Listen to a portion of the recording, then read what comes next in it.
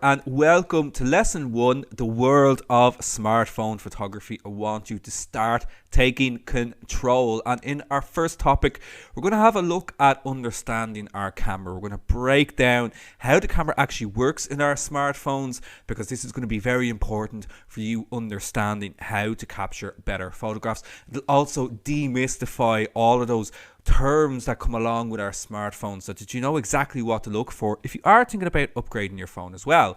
So the first thing we're going to have a look at are some common terms that we need to get familiar with in relation to this topic. We're going to talk about our image sensors within our cameras. We'll have a look at our lenses, also very important.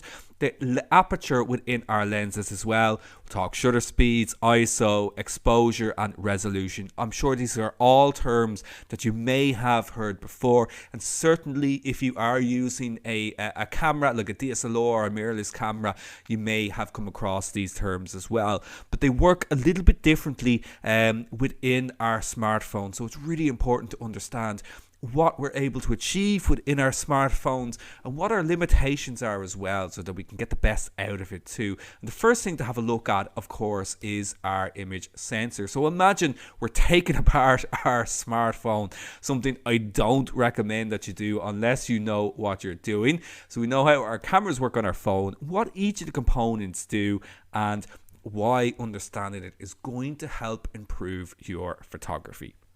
So, kicking things off, let's have a look at the image sensor itself. This little device that's located within our cameras. This is where the magic happens. This is where the light is recorded onto the image sensor and creates our photograph. So the light hits our pixels, and through electronic device, it will transvert that light into a photograph that we can see. It'll turn it into a shot, and it really is almost like magic, but in reality it is science. So it's made up of light sensitive pixels. Each of these pixels reacts to light and will capture the different volumes, the different amount of light to make our photograph, to make our exposure. And the sensor captures and records light and electronically creates our digital photograph. Now what the sensor also does, it understands how much time is needed to capture the photograph when we're photographing in our auto modes. So the sensor basically becomes active to the amount of light that it needs to capture the photograph, and will automatically cut that off when our exposure is finished. This is also known as our shutter speed. Certainly something we're going to be speaking about a lot more as we continue on through this lesson, and indeed throughout this course. Now, looking at the second essential component to our cameras is, of course, the lens. This is how our cameras see, therefore how we see, and this is what captures the light. It contains many tiny pieces of glass known as elements. These little elements will take the light rays coming into the phone, and it'll bring them to a point where our image becomes into focus, and it'll also then move that light onto our image sensor. The light is bent through these little elements, allowing us to see through it. It also contains a very important component known as our aperture, which controls the volume of light that is coming in through the lens. Again, something we're going to be speaking a lot about throughout this course. Now, when we put it together, it's all housed in this tiny little device within our phones, and this is indeed our camera. It's a huge amount of technology in a tiny little bit of space. And at the front here, we can very, very clearly see our aperture. So this little opening here is where the light goes through, passes through the lens into the image sensor. This is known as our aperture. An aperture is an opening that allows something to pass through it. So, did you know that great things come in small packages? This is the actual size of the majority of our smartphone cameras and sensors. As you can see, they are absolutely tiny. Now, they do vary in size depending on the type of smartphone that you are using. Some with slightly larger sensors and lenses, as we'll have a look at continuing on throughout the course. But For manufacturers, advancing phone technology, smartphone cameras in particular, is a huge selling point in selling new phones. So the technology is constantly improving to the point where we are capable of capturing professional quality photographs on our smartphones. Now, there are, of course, advantages to using larger cameras with larger sensors. All these things we'll have a look at as we get towards the end of this course. But the advantages with smartphones are just numerous, as we will see, with instant sharing, with the ability to be able to have our phones on us nearly all of the time as well, to always be ready to take a photograph. Now, moving on, let's have a look at the elements of exposure when we are capturing a photograph. So we've had a look at our image sensor, we've had a look at our lenses, but how then does the phone actually control the amount of light that's coming into the camera to create the photograph? Now, when I say exposure, I am speaking about the photograph itself. So if you don't understand what that word means, it's basically when we expose the camera sensor to light, this creates the photograph. So we call it an exposure. And there's three key elements that we use to capture an exposure, and that is light, time, and sensitivity. So light, how much light reaches the sensor, the duration of time that the light hits the sensor, and how sensitive the sensor is to the light itself. Think about it like volume on a stereo. You can turn up the sensitivity and you can turn down the sensitivity of the camera sensor to change in different lighting conditions. So first of all, let's have a look at light and the component that controls light, and that is the aperture, which I've already mentioned is the opening on the front of our lenses, within the lens elements actually, that will allow light to pass through it. And this also has a secondary effect. It controls our depth of field, making that out of focus background that everybody wants to achieve when they're capturing portraits. So it's the opening at the front of the lens, allows light to pass through and reach the camera sensor. It comes in different sizes depending on the phone, but there is kind of a general standard, which we'll speak about in a moment. It is measured in what are called f-stops or f-numbers. This is very important. So you may have seen this before, something like f2.2, which is the standard that I was just talking about for the majority of phones, is f2.2. Don't worry about what the F means for now. We will come back to it. But if you're ever looking at the specs on a phone and you're wondering what that is referring to, it's referring to the size of the aperture within the lens. And as I mentioned, it also controls a secondary component. As well as controlling the amount of light in the photograph, it controls our depth of field. So we can get a nice shallow depth of field, or we can also get a nice deep depth of field if we want to capture a landscape as well. But it cannot be changed, and this is one of the key differences with our phones compared to our cameras, our DSLRs, our mirrorless cameras, is that we cannot change the aperture on a phone. This can make capturing depth of field, shallow depth of field, a little bit tricky, but there is ways to overcome it, as we will see. So moving on then, our second component is our shutter speed, and this controls time. This controls the duration of time that the light hits the image sensor, and this will also control motion in our photographs too, so we can get these really spectacular shots like these light trails here. So determines how long the sensor is exposed to light. In regular cameras, it usually has what's called a focal plane shutter in front of it, like a curtain that will move out of the way to allow light to reach the image sensor.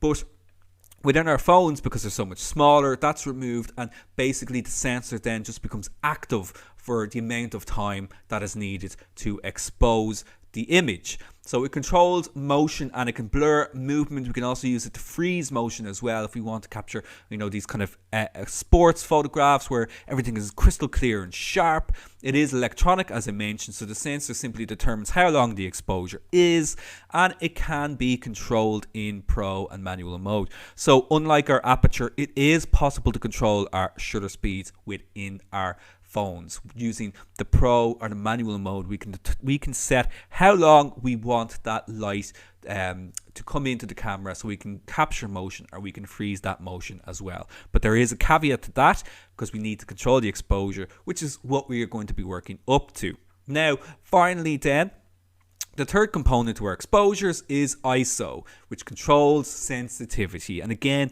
this is located within the image sensor itself. And ISO is changed when we need to capture images in low light situations, or we need to use very, very fast shutter speeds. We can make the sensor more sensitive to light, meaning that less light is needed to create the photograph. So in a situation like this, where you're at a concert, there's a lot of light in this image, but it is generally very, very dark. The ISO will increase so that it can get the correct exposure. So it controls the sensitivity to light. It can be increased in lower light situations where there's not a lot of light available, or we can also reduce it when there's too much light, like on very bright days. It is automatically controlled by the camera in most cases, but again, we can also adjust it in pro or manual modes as is needed if we need to add more light. Now, there is also a downside to using higher ISOs. It'll create noise at higher ISO ranges. So when we increase the ISO, we get this kind of texture over the photographs, which is called noise. It's not the same as grain. Grain is something a little bit different. That's something that we would typically find on film because it was using light sensitive crystals. On noise, it's a digital artifact. It's something that's created by the image sensor, the pixel array on the image sensor. And it's something we can manage, however, as well. It's something that we can correct through the use of editing. So when we bring these three elements together, we have what's known as the exposure triangle, a very familiar concept within photography. So we have our light, which is the aperture, we have our time, controlled by the shutter speed, we have our sensitivity, controlled by the ISO. And these three components are balanced together to give us our exposure, our photograph. The exposure triangle. And what you're going to find throughout this course, and indeed just with photography in general, it's a little bit of a compromise. We're always trying to balance one thing with the other. Primarily, we should usually look at the aperture and the shutter speed, but it's a little bit different in phones because we don't have control over the aperture. So we're going to be looking at the shutter speed and the ISO as our two main controls for our manual exposures. Now, capturing an exposure, here's a very kind of crude way of how it actually works. We have our scene that we want to capture. We have our camera lens and we have our aperture here within the lens. Light passes through the lens, through the aperture. So that's our light passing through here, and it's passed on, it's moved on, it's focused onto our image sensor, and our exposure is created. And that is a very basic way of how it all works. We have our scene, light passes through the light, through the aperture, through the lens, is focused to a point, it's projected onto our image sensor, and the image sensor exposes the light for as long as it needs by using shutter speed to get the correct exposure. When we are working in auto modes, it does all of this itself. It works out everything in its computer brain to make sure that the correct amount of light is in the image. But as we know, it can sometimes get it wrong, and we can also control it then ourselves if needs be. But it takes a little bit of work, a little bit of practice, which is exactly what we're going to be learning later on in this course. Now, another very important term to get familiar with is resolution. Resolution, and again, I'm sure you've come across this word before. It's used when it comes to anything involving images. So if you're watching television, or say you're playing games on your PC or anything like that, you're going to be very, very familiar with this term. Basically, our photographs, any digital image, it's made up of pixels. Okay, so pixels are basically these little square blocks that create our images. The amount of pixels is known as resolution. So the amount of pixels that we have in any digital image is known as its resolution. 1 million pixels is a megapixel. So you might have seen this on your phones. I've got 21 MP. That means you've got 21 million pixels. More pixels means great zoom capability. It means you can crop in very, very closely on a photograph. It does not mean a better looking photo. So how we work out our resolution is that pixels are multiplied by height, by width. So in other words, if we have 4,000 pixels going up and we've got 6,000 pixels going across, we multiply those together. That equals 24 million pixels, or 24 MP. Now, pixels can only ever be one solid color or tone. Now, in this example, I've just kind of created a basic version of it, just a simple kind of visualization of it. But in reality, in our images, if you were to zoom very, very closely in to the point where you could see the pixels, they will only ever be one color or one shade. No matter how hard you look, it'll only ever be one solid color or tone. Pixel size is determined by the image sensor size as well.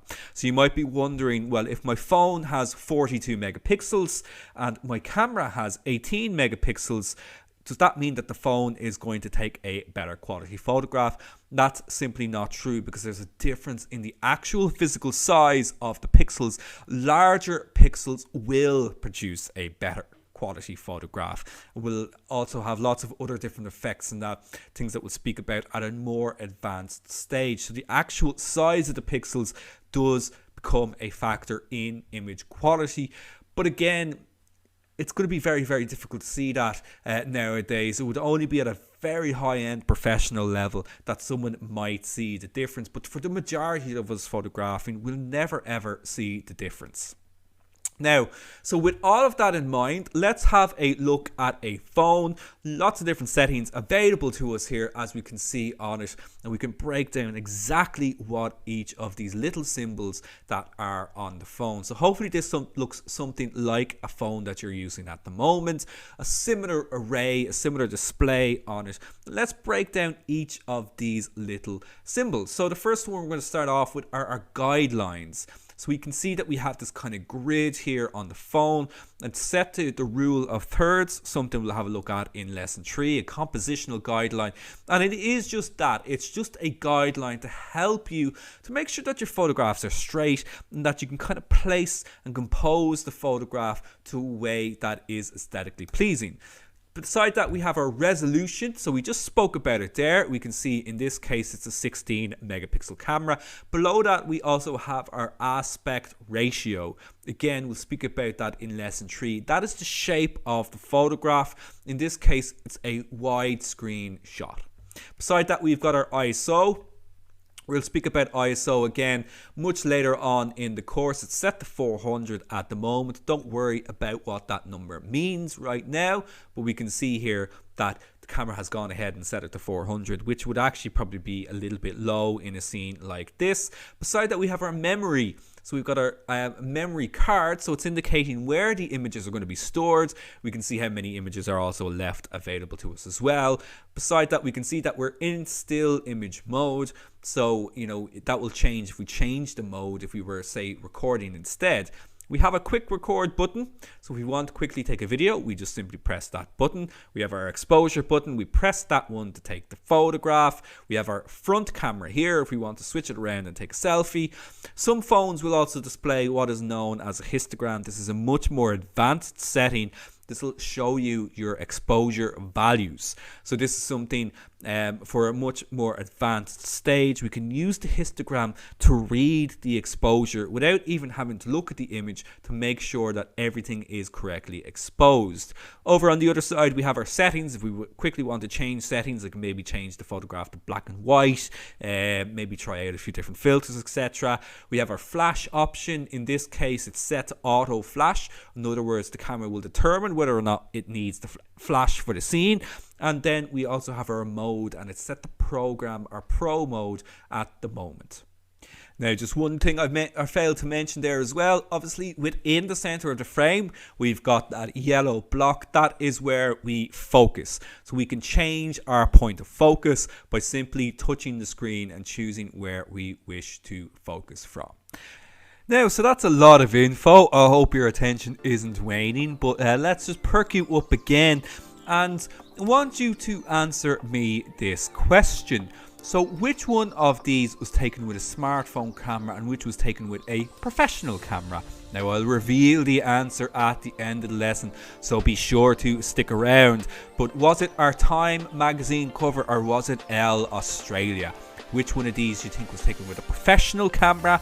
And which one of these do you think was taken using a smartphone? Now you can interact. Let's get you photographing by having a look at the different features and settings available to us on our phones. Now I'll try to cover ones that are available on the majority of phones. But first of all, let's just quickly talk about the advantages and the limitations of our phones so we can understand what they're capable of. Now obviously the advantages of our phones is that they're small and portable. We have them on us pretty much all of the time. Very fast, very easy to use. One click, we got our photograph. We have instant sharing, which is just unbelievable, really. When you think about the history of photography, it could take weeks before you got your photographs back, but now we can take a photograph, we can upload it onto Instagram straight away, and in a matter of minutes we could potentially have thousands of people see that photograph and love it. We've got so many different apps that we can use for editing our photographs as well to really enhance them and get the most out of them. And simply put, it is the most popular type of camera in the world. It outsells every other single type of camera out there. And it's great for nearly all types of photography. Now, understandably, there's certain types of photography that we're going to struggle a little bit more to do with our phones, but for the majority of the type of photographs that we will be taking, phones are great, and in particular they're fantastic for taking photographs of people. Now, they're always also improving on the technology as well, so it only ever gets better. And I don't know about you, but every time I get a new phone, I'm always fascinated by how much the camera has improved. Of course, it's the first thing I always check out on it to see what is available to me. But there is limitations, and understanding those limitations will improve what we can do with our phones. If we understand the limits, we can work around those limits. We have a limited lens and image sensor size. This will affect quality in some instances. For the majority of times, if we're photographing or we're posting onto social media, Facebook, Instagram, that's not going to be an issue, but it can become an issue if we're trying to do something where we're printing very, very large. We might find that in that case, we might be a little bit limited. They can be really expensive. The latest iPhone, the OnePlus, the latest Huawei, Samsung, the top end ones are incredibly expensive. But of course, you're not just paying for a camera, you're paying for all the other features that are available as well. Some types of photography are difficult to do, like wildlife and sports photography can both be very, very challenging with phones. But again, that is improving every single day. Cannot change the aperture is a big limitation because it does make capturing depth of field quite tricky, and they are still limited in their controls compared to DSLRs and other interchangeable lens cameras where we can change the lenses to suit our needs.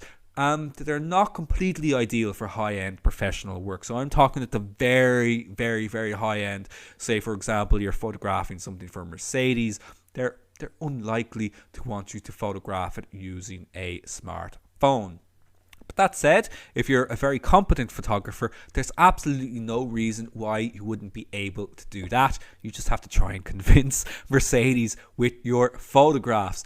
So with that in mind, let's have a look at the first mode available to us, which is our auto mode. This is typically our standard mode where the camera takes complete control over the exposure. We don't need to worry about the exposure at all. All we do is point and click. You cannot adjust those settings, but that's fine.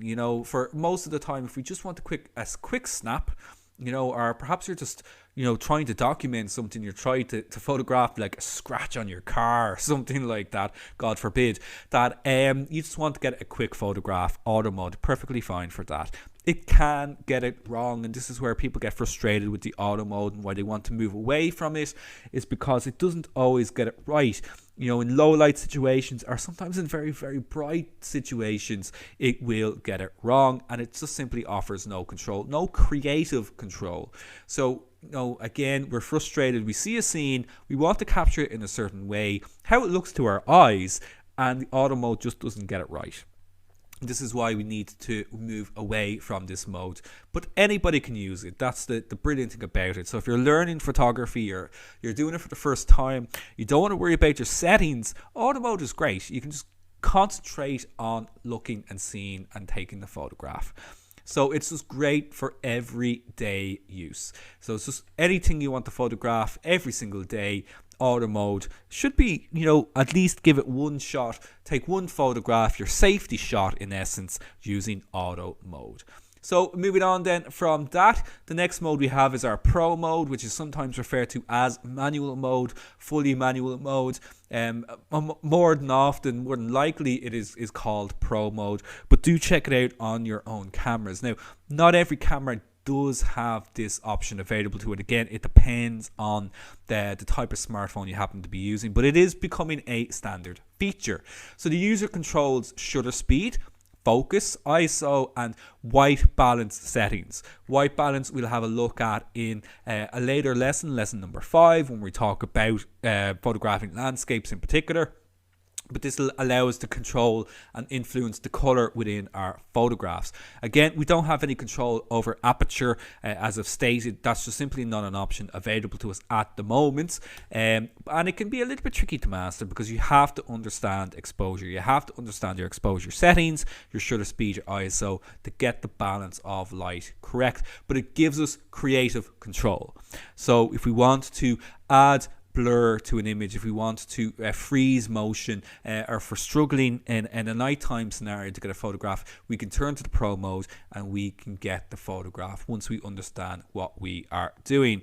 Now, as I mentioned, some phones will lack this option, so always be sure to check what modes are available to you. And as I said, this will give you creative control. It'll allow you to own your photography that little bit more, that you can take a photograph and you can have a sense of pride in saying, well, I decided what shutter speed to use there, I decided what ISO setting to use there, to get a particular look and to make a photograph more unique to you, and eventually develop your own style. Next, a very, very useful feature is our HDR, which is High Dynamic Range. HDR, and this is when the camera quickly takes multiple photographs at different exposures. So an underexposed photograph, an overexposed photograph, and a correct exposure, and it combines them together to create one photograph to give us a full range of tones. As you can see in the example here, this is a really good example, because as we can see, the phone is actually seeing more than the camera that is taking the photograph, because we can see the sky in particular in this shot. So it's great for landscapes and backlit photographs. Typically when we're photographing, we can have trouble when we've got extremes in bright parts of the photograph and dark parts of the photograph. So again, like a backlit photograph, you're going to have a very, very bright sky or a very bright light in the background, and that kind of creates a silhouette effect. And sometimes that's what you want, sometimes it's not. And HDR is a great way of overcoming this, because it'll get all of the details within the photograph. Sometimes it can give this hyper realistic look, almost unnatural look, but that's because it's actually allowing us to see more than we typically can see. Try to keep it steady in this mode for best results. So it's recommended, if you can, to use a tripod if you're doing a landscape in particular. But if you're doing a portrait, just try to keep it as steady as possible for that split second, so that it gives you a nice, crisp, clear photograph. And as I said, great for tricky exposures like this shot of the Colosseum, where we've got the light in the background coming through, but we've still got all of that detail in the cobblestones in the foreground here as well. So this is something that would be typically very, very difficult for any photographer to capture without the use of special tools or a complicated knowledge of exposure. With HDR, it allows us to overcome this quite easily and create these fantastic looking photographs. Next, we have our panoramic mode, or panorama mode, and this will allow us to sweep to create wide shots. Slow movement is needed here, as photographs are stitched together, so take your time when doing this, like this lovely photograph of the Amsterdam canals, one of my favorite cities, made for landscapes, absolutely designed for capturing great stunning vistas, using the panorama mode. They are auto exposures, but it is possible to do a little bit of editing afterwards if we need to bring back some details. So really, we don't have much control, but you just want to take your time when doing a panorama shot. Now, finally then, just for our features for now, our food and macro modes as well. I don't know about you, I have a Samsung and it has a food mode, but really it also doubles as kind of a macro mode as well, and it's designed for close focusing. It's designed to allow us to get in a little bit closer and get those finer details. You can add a heavy soft vignette, that means a kind of a blurred edge around the image to draw attention to the center. This is optional, you can switch it on, you can switch it off. It does help to kind of give a depth of field type of effect. It does replicate that shallow depth of field using that vignette. The depth of field is also something that will happen anyway if we get closer to a subject. Distance is something that affects depth of field. So when we're photographing food or doing macro, naturally you're going to get a shallow depth of field anyway. It can be called food mode, as I mentioned, but it's also great for macro and close-up photographs. And again, it's more automated exposure in this case. It's much more focused on getting that nice shallow, close depth of field effect. And just in general, phones are great for macro photography because we can just get so close to subjects, so close to objects and capture them. They have a very small, minimal focusing distance, which means that they can focus in very, very closely on subjects. And again, we'll be digging a lot deeper into macro photography using your smartphone at a more advanced stage on the course. But our macro and our food mode, great for seeing all those little tiny details. It's a really fun type of photography to do. You can get quite abstract, you can get very artistic with it as well. Now, with macro in mind, I just want to give you a quick look at what's coming up in the next lesson. We're going to be talking all about different lenses and accessories. So we're going to have a look at more detail at the different types of lenses that are already built into our cameras, as some of them have more than one option. We'll also have a look at accessories that we can attach to improve our lenses. So for example, macro photography is one of them. We can buy macro lenses if you want to develop that side of your photography. Be sure to join me for lesson 2. In lesson, we've just got one final topic to have a look at, and that's tips to get you started. I want you to finish this lesson and be happy to get out there and start taking photographs straight away that you feel that you are proud of and that you have actually learned something that you can apply to your photography to improve it. And the first thing I think any photographer should have is a trusty tripod. Tripods, no matter what type of photography you are doing, are I would say is essential to keep your photographs nice and steady.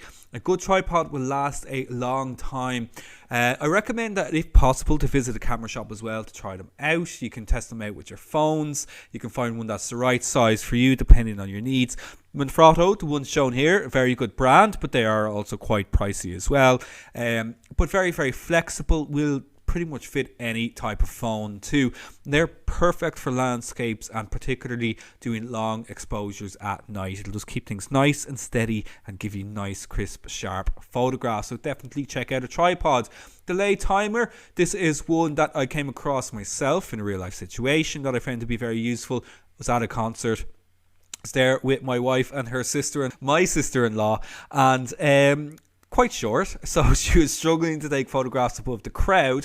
So what I said to her was, if she used the 2-second timer, so in other words, you press the shutter button, it'll fire after 2 seconds.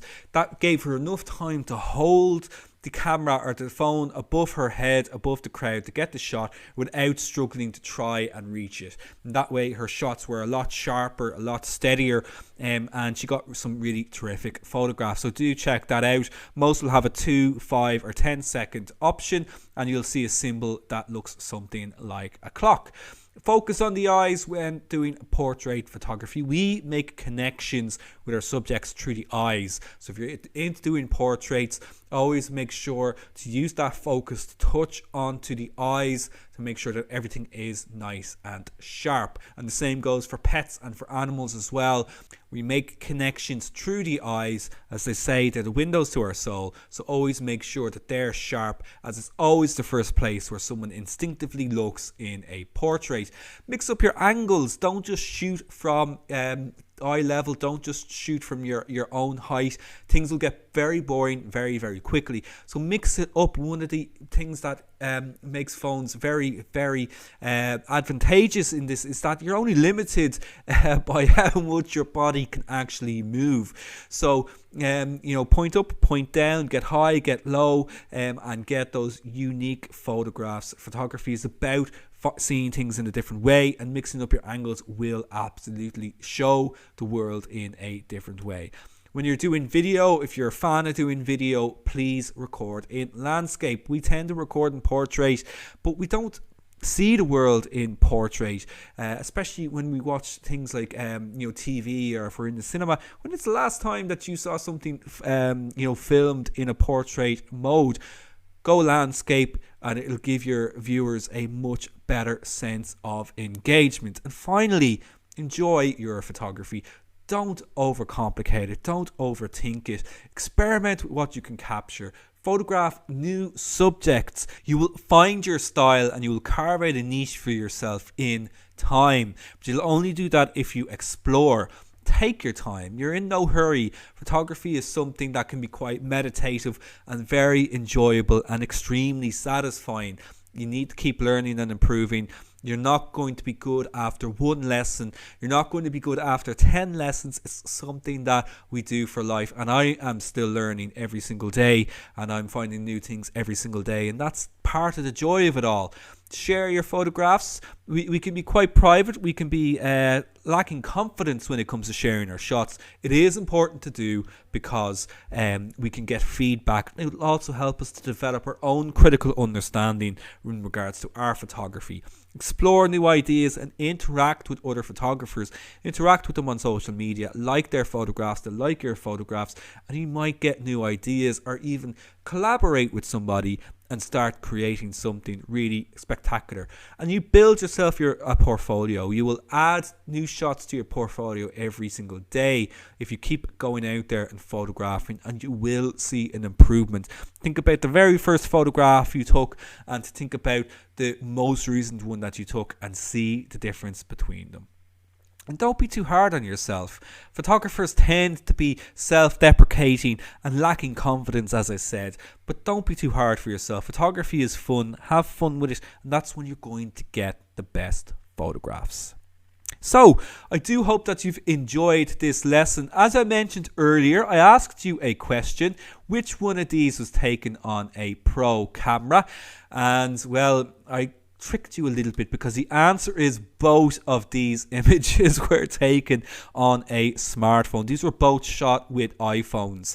I think there were different iPhones that were used, but it just kind of goes to show that it really isn't about the quality of the camera that you're using, that you don't need a professional camera to capture professional quality photographs. Now, certainly with the Time magazine cover, I think a trained eye will see a little bit of the quality lacking compared to the L cover, but the quality of the light, the quality of the setup in the L magazine shot, you just wouldn't know that it was taken with an iPhone. And that kind of goes back to my point I was talking about earlier about photographing for Mercedes. I mean, it is possible to get professional photographs on your phones, so don't let anybody tell you that it is not. So, that is the end of our lesson. Thank you so much for joining me. Just a quick reminder as what's coming up in lesson number 2. We're going to be having a look at our different lenses. We'll talk about the lenses built into our cameras. We'll have a look at accessories that we can apply, and also those new phones that have multiple options available to them, like your telephoto and your wide angle lenses. And we'll have a look at when you should be using them in different types of situations. Please subscribe, like and share.